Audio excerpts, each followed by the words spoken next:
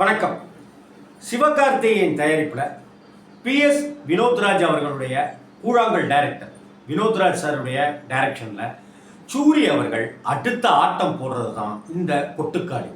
கொட்டுக்காளி படத்தினுடைய ட்ரெய்லர் பார்த்து வியந்து மிரண்டு போனேன். ஒரு ட்ரெய்லருக்கு எவ்வளவு ஷாட்டு சேர்த்து சேர்த்து சேர்த்து சேர்த்து பண்ணியிருக்கிற விதங்கள்.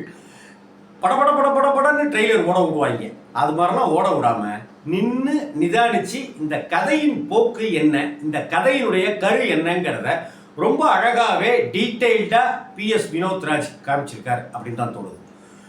PS வினோத்ராஜ் எடுத்த கூழாங்கல் அப்படிங்கிற ஒரு திரைப்படம் ஒரு அட்டகாசமான ஒரு படைப்பை நயன்தாராவும் விக்னேஷ் சிவனும் கொண்டு போய் உலகளவில் சேர்த்தாங்க அப்படின்னு சொன்னால், இந்த கொட்டுக்காளியை சூரியை வைத்துக்கொண்டு எடுத்த கொட்டுக்காளியை நடிகர் சிவகார்த்திகேயன் தன்னுடைய சொந்த பேனரில் இதை வெளியிடுறார் அப்படிங்கிறது கூடுதல் சந்தோஷம். PS வினோத்ராஜுக்கு இப்படியான ஒரு அங்கீகாரம்ங்கிறது ஒரு நல்ல படைப்பாளிக்கு கிடைச்சிருக்கிற ஒரு அங்கீகாரமாக பார்க்க வேண்டியிருக்கு.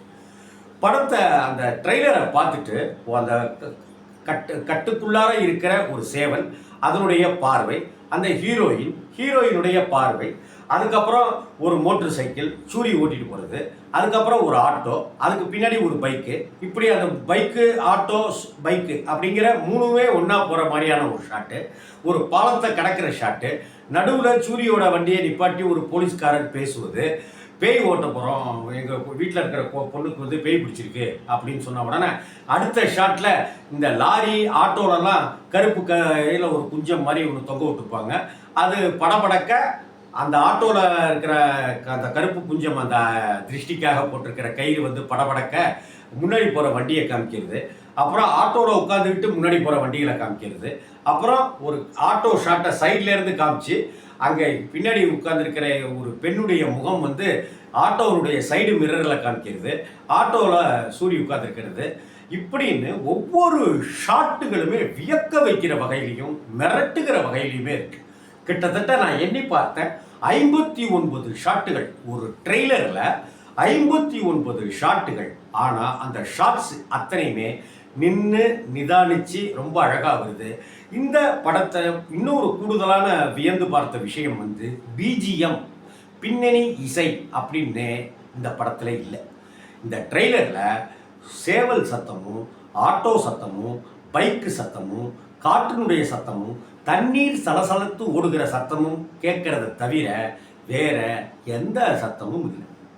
அமைதியாக இருக்குது. அப்படியான ஒரு பிஜிஎம் இல்லாத ஒரு தமிழ் சினிமாங்கிறது கொட்டுக்காளி வந்திருக்குங்கிறது ஒரு புதுமையான விஷயம்தான். வரக்கூடிய 23ஆம் தேதி இந்த படம் கொட்டுக்காளி படம் ரிலீஸ் ஆகுது. விடுதலை படத்தில் ஒரு பாய்ச்சலை காட்டி வேறு ஒரு முகத்தை காட்டிய சூரி அவர்கள், அதுக்கு அடுத்தாப்புல கருடனில் அடுத்த கட்டமாக 16 அடி பாஞ்சாரு அப்படின்னு சொன்னாக்க, இந்த கொட்டுக்காளி சூரியனுடைய வாழ்க்கையில் 64 அடி பாயும் வகையில் இருக்கும் அப்படிங்கிறத இந்த ட்ரெய்லர் ஏதோ ஒன்று உணர்த்திக்கிட்டே வருது ஒவ்வொரு ஷாட்லையும் அப்படிங்கிறத கவனத்தோடு பார்க்க வேண்டியதாக இருக்குது. கூழாங்கல் PS வினோத்ராஜுக்கு ஒரு மிகச்சிறந்த எதிர்காலம் இருக்குது. நல்லதொரு படைப்பாளின்னு அவர் கொண்டாடப்படுகிற காலம் வெகு தொலைவில் இல்லை.